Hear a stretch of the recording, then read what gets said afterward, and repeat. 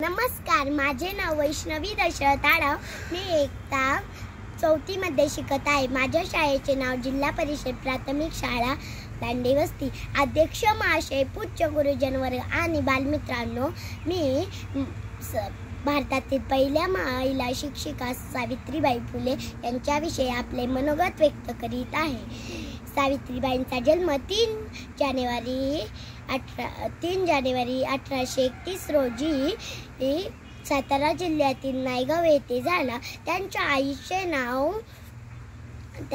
नाव लक्ष्मीबाई होते व वडिलांचे नाव खंडोजी लेवसे पाटील असे होते. त्यांचा विवाह वयाच्या अवघ्या 9व्या वर्षी महात्मा फुले ज्योतिराव फुले यांच्याशी झाला. त्या लग्नाआधी निरक्षर होत्या. लग्नानंतर ज्योतिबा फुले यांनी त्यांना लिहायला वाचायला शिकवले.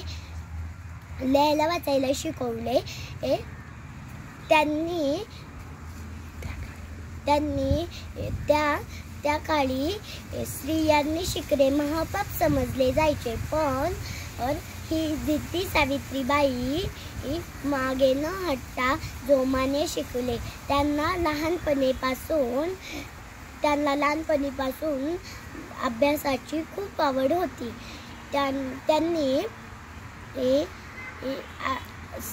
सावित्रीबाई व महात्मा फुले यांनी 1848 रोजी पुण्याजवळील बुधवार पेठेतील भिडेवाड्यामध्ये मुलींची पहिली शाळा सुरू काढली. त्यांच्या क्रांतिकारी विचारांना अनेक लोक विरोधात होते. ते जर मुलांना शिकवायला निघाले तर लोक रस्त्यात त्यांना दगडे गोटे परत त्यांना शेणाचे गोळे, मातीचे गोळे त्यांना वाईट बोलायचे. पण सावित्रीबाई डगमगल्या नाही. त्यांनी मुलींची क्रांती केली. त्यांनी पुण्यामध्ये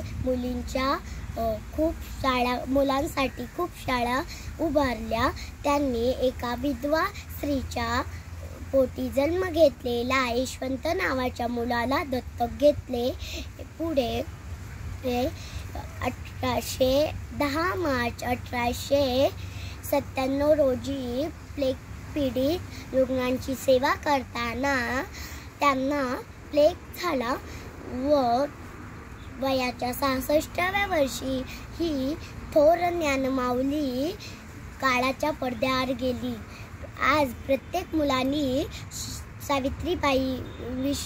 सावित्रीबाईंकडून प्रेरणा घेऊन संकटाशी 2 हात करून समाजात यशस्वी व्हावे. समाजात बदल घडवून आणण्याकरिता नेहमी झटावे, तरच सावित्रीबाईंचे हे कार्य खऱ्या अर्थाने सफल होईल. जय हिंद, जय महाराष्ट्र.